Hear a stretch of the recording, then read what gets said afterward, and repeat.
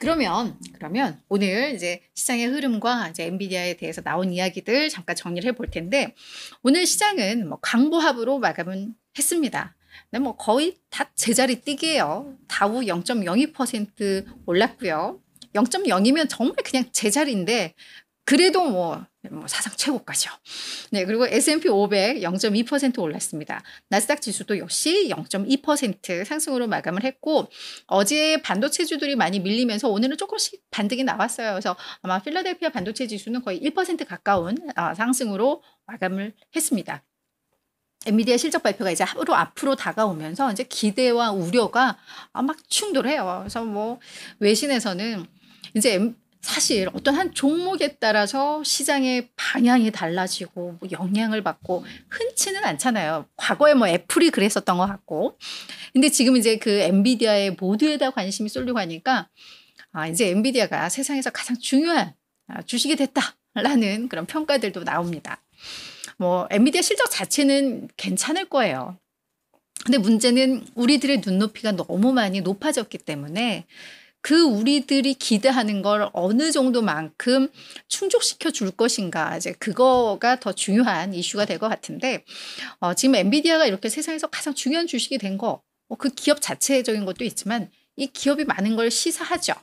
지금 AI의 대장주기 때문에 지금 시장의 가장 큰 성장 모멘텀은 이 AI인데, 과연 이 AI 시장이 어떻게 될 것인가를 보여주는 그 잣대가 엔비디아이기 때문에 이렇게 중요해진 거다라고 볼 수 있을 것 같아요. 그래서 여기에서 이제 AI에 대한 게 흔들려 버리면 사실 엔비디아만의 문제가 아니라 AI라는 걸 수식어로 붙이고 다녔던 모든 종목들이 영향을 받으니까. 근데 그런 수식어가 붙었던 종목들은 시장의 지수 흐름을 좌지우지하는 기업들로 다 뭉쳐 있으니까 가장 중요한 기업이 될 수밖에 없었던 것 같습니다. 그죠? 그래서 아마 엔비디아 실적을 보면서 정말 AI 이 칩에 대한 수요가 어느 정도야, 그게 시장 분위기를 읽을 수 있고. 그래서 이제 그 자체적인 이슈로는 그럼 블랙엘은 언제쯤 나올 것 같아, 이런 거에 따라서 시장은 영향 많이 받을 겁니다. 투자 심리에도 많은 영향을 미칠 거고요. 그래서 하루 조금만 더 이제 기다리면 결과가 나오니까 기다려 보자고요. 자, 오늘 나온 지표들 괜찮았습니다. 확실히 미국 경제에 대한 우려를 많이 좀 덜어주는 듯한 그런 내용들이 좀 많이 나왔는데요. 그 전에 앞서서 우리 캐피탈 이코노믹스라는 곳에서 또 S&P 500에 대한 전망치를 내놓았습니다. 어제 우리가 UBS 거 봤을 때 연말까지 5,900 간다 라고 했는데, 요 캐피탈 이코노믹스의 시장 분석가 조나스 골터먼은 무슨 소리야, 연말에 한 6,000도 갈 수 있어 라고 이야기를 하고 있습니다. 오늘 종가 대비로 한 6, 7% 더 오를 수 있다라고 보는 거예요. 지금 월가에서 S&P 500 연말 목표치 6,000 제시하고 있는 것은 에버코어가 유일하거든요. 근데 상당히 좀 강하게 보는 건데, 여기에서도 모멘텀은 경제 연착륙 크게 흔들리지 않고 탄탄하게 경제가 아주 약간의 그냥 이 열기만 식으면서 연착륙을 할 것이다. 여기에 AI에 대한 성장 기대감. 그래서 AI 꺾이면 큰일 납니다, 정말. 그래서 이걸 근거로 해서 연말 6,000을 제시를 하고 있고요. 내년에는 7,000까지 간다. 오늘 종가 기준으로 한 24에서 25%까지 간다라고 이야기를 합니다. 앞서서 이제 봤던 것처럼 그런 모멘텀들이 이제 내년까지도 이어질 수 있다라고 보고 있는 거예요. 그래서 이거에 대해서 우리가 신뢰를 하려면 또 다시 처음으로 들어가요.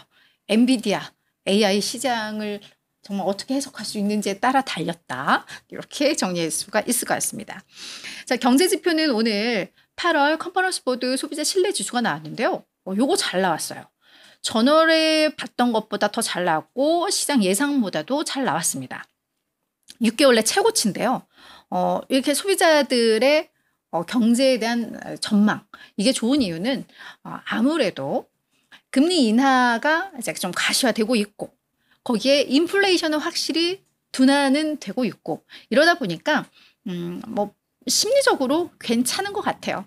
그러면서 오늘 소비자 신뢰지수가 잘 나왔고 12개월 인플레 전망도 한 4.9%로 집계가 됐다고 합니다. 그러니까 이게 월가 목표는 2%인데 지금 4.9로 소비자들은 전망을 한다고? 라고는 하는데 그래서 되게 높게 보는 거 아니라고 하는데 이게 2020년 3월 이후 최저치래요. 그러니까 이 어떤 기준점은 좀 다르지만 확실히 인플레는 약화된다라는 걸 다들 그냥 그렇게 기대를 하고 있다. 뭐 이렇게 좀 볼 수가 있을 것 같습니다. 자, 마지막 지표는 6월 20대 도시 주택 가격 지수. 이건 S&P와 케이스실러가 함께 집계하는 이 지표인데 이게 전년 대비 한 6.5% 상승한 것으로 나왔습니다. 이게 전월에 6.9였으니까 이 상승폭은 좀 둔화가 됐어요. 둔화가 됐지만 이 월가의 예상보다도 높게 나왔습니다. 그래서 주택가격이 많이 오르죠. 사실 이 수요자들은 오히려 떨어지기를 바라는데 이 이코노미스트나 뭐 이런 사람들은 주택가격이 뭐 고용시장에서 엄청난 뭐 상당한 해고가 이루어지고 이러지 않는다면 주택가격이 의미 있게 하락하기는 쉽지 않다. 이렇게 상승 흐름은 좀 이어질 것이다 라는 분석들이 나오고 있고요. 특히나 뭐 뉴욕이라던가 뭐 샌디에고라던가 라스베이거스 이쪽의 주택가격 상승폭이 좀 컸다고 해요. 평균적으로 이 세 개 도시의 주택가격 상승률이 한 8에서 9% 정도 됐었다고 하니까 뭐 덜 오르는 지역도 있는데 뭐 이런 뭐 잘 사는 동네들이죠. 네, 이런 데는 주택값이 많이 좀 오르고 있더라. 그래서 뭐 경제 자체에 대해서는 크게 우려할 상황은 아니구나라는 게 이런 지표를 통해서도 네, 확인이 됐습니다.